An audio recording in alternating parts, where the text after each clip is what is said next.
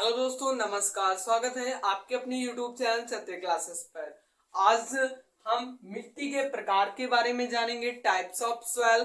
तो जैसा कि आपकी जानकारी के लिए बता दें कि भारत की भूमि पर मुख्यतः 6 प्रकार की मृदा या मिट्टी पाई जाती है। मतलब दोस्तों, कहने का मतलब ये है कि हमारे भारत देश में 6 प्रकार की मृदा पाई जाती है। आइए उसको हम देखते हैं। तो नंबर 1 पर है लाल मिट्टी, जिसे हम इंग्लिश में रेड सॉइल कहते हैं। तो इसके बारे में जान लेते हैं कुछ डिटेल्स सहित। तो इस मिट्टी का रंग क्या होता है? लाल होता है। नाम ही है लाल मिट्टी। और इसका रंग कैसा होता है? तो इसका रंग जो है वो लाल होता है। अब इसके बारे में बताएंगे।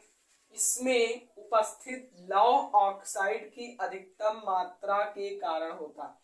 इसका जो लाल रंग होता है, जो इसका रंग जो लाल होता है, वो किसके कारण होता है? तो वो इसमें उपस्थित लौह ऑक्साइड की अधिकता के कारण, मतलब इसमें लौह ऑक्साइड जो होती है वो अधिक मात्रा में उपस्थित होती है, जिसके कारण इसका रंग लाल होता है। ठीक है। यह मिट्टी उपजाऊ नहीं होती, यह मिट्टी उपजाऊ नहीं होती, परंतु इसमें गोबर की खाद मिला करके इसे उपजाऊ बनाया जा सकता है। यदि प्रश्न आ जाए कि लाल मिट्टी को उसे उपजाऊ कैसे बनाया जा सकता है, तो आप एक शॉर्ट में लिखेंगे कि उसमें गोबर की खाद मिला करके उसे उपजाऊ बनाया जा सकता है। तो ये वाला तो लाल मिट्टी के आपको पूरा डिटेल सही समझ में आ गया। अब है दूसरे नंबर पर काली मिट्टी। काली मिट्टी जिसे हम ब्लैक सॉइल भी कहते हैं। तो ब्लैक सॉइल, तो काली मिट्टी ब्लैक सॉइल, तो ज्वालामुखी विस्फोट से फूटे लावे से ठंडी होकर जिस मृदा का निर्माण होता है उसे काली मृदा कहते हैं।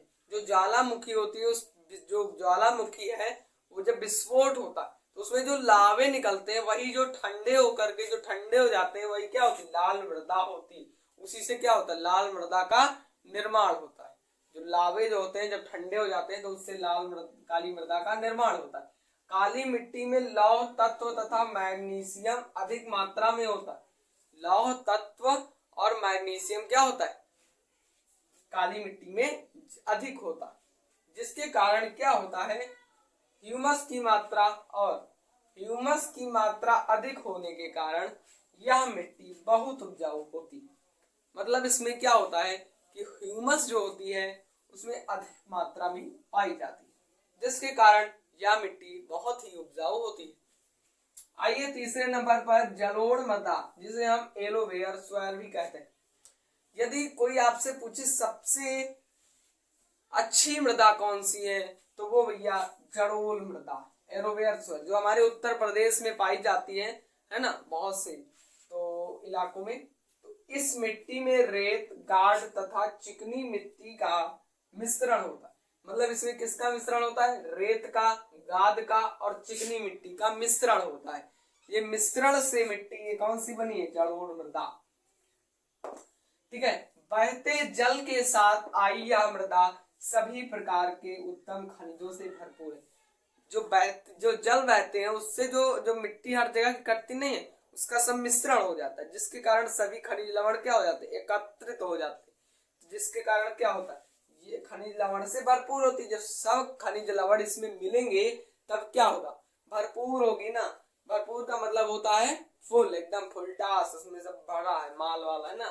तो अब देखते हैं चौथे नंबर वाली सॉइल। तो अब चौथी नंबर वाली देखिए, रेतीली मिट्टी, जिसे रेतीली मतलब जो बालुई मिट्टी होती है ना, डेजर्ट सॉइल। तो इस मिट्टी का निर्माण तेज हवा द्वारा ऊपरी परत हटा देने से होता है। अब देखो ऊपरी परत का, जिसे मिट्टी है, ठीक है। अब इसको मैंने क्या किया? ट्रैक्टर से जुताई कराई, ठीक है। तो वो क्या हो गई? मिट्टी वो उड़ने, जैसे हवा चली और वो मिट्टी क्या गर्दे में थी और वो उड़ गई। और उसमें उड़ेंगे क्या? कण उड़ेंगे ना। तो वही जो कण होते हैं वही क्या होते हैं? वो परत हटा देने से होता है। तो इसका निर्माण किससे होता है? जब उड़ जाती है वो ऊपर की परत जो मिट्टी की होती है, वो क्या होती है? हवा के कारण उड़ जाती है। और इसी कारण इससे क्या होता है? रेतीली मिट्टी का निर्माण होता है। ठीक है। यह स्लेटी या भूरे रंग की होती है। किस रंग में होती? स्लेटी या भूरे रंग की होती है। बालू को उठाओगे तो किस तरह से सफेद स्लेटी होता नहीं है, वैसे स्लेटी और भूरे रंग की होती है। इस मिट्टी में लवण की मात्रा अधिक होती है। देखो जब कोई खाद वाद डालते हैं तो मिट्टी के ऊपर डालेंगे ना, मिट्टी में डालते हैं ना, तो जो धान वान कुछ भी हो तो वो क्या होता है कि ऊपरी जो परत होती है मिट्टी की वो बहुत ही क्या होती है, उपजाऊ होती। और जब ऊपरी ही परत जब चली जाती है तो वो उपजाऊ होगी, सिंपल सी बात है। तो क्या होगा, ये इसमें क्या लवण अधिक पाए जाते हैं और जिसके कारण क्या होती है, ये अधिक क्या होती है, मतलब अधिक उपजाऊ होती है। ठीक है, लैटेराइट मिट्टी, इस प्रकार की मिट्टी मानसूनी वातावरण में होती है। ठीक है, इस मिट्टी का रंग अधिक लौह तत्व उपस्थित होने के कारण लाल होता है। लाल क्यों होता है, लौह तत्व उपस्थित होने के कारण इसका क्या होता है, रंग जो होता है वो क्या होता है, लाल होता है। ठीक है, इस मिट्टी में पोषक पदार्थ कम पाए जाते हैं। इस मिट्टी में जो पोषक पदार्थ है वो क्या है, कम पाए जाते हैं। ठीक है, इसलिए क्या होती है, ये वाली मिट्टी जो होती है पोषक पदार्थ जब कम पाए जाते हैं तो इसमें चाय कॉफी इस प्रकार के उगाए जा सकते हैं। और ये रेतीली मिट्टी आपकी जानकारी के लिए बता दें, यदि इसमें इसकी सिंचाई की जाए तो इसमें अच्छी फसल उगाई जा सकती है। ऐसे नहीं उगाई जा सकती है अच्छी फसल, उपजाऊ कब, इसे अगर समय समय पर अच्छे से सिंचाई कर दी जाए तो इसमें अच्छी फसल उगाई जा सकती है। इसमें एक पॉइंट और बढ़ा लीजिएगा।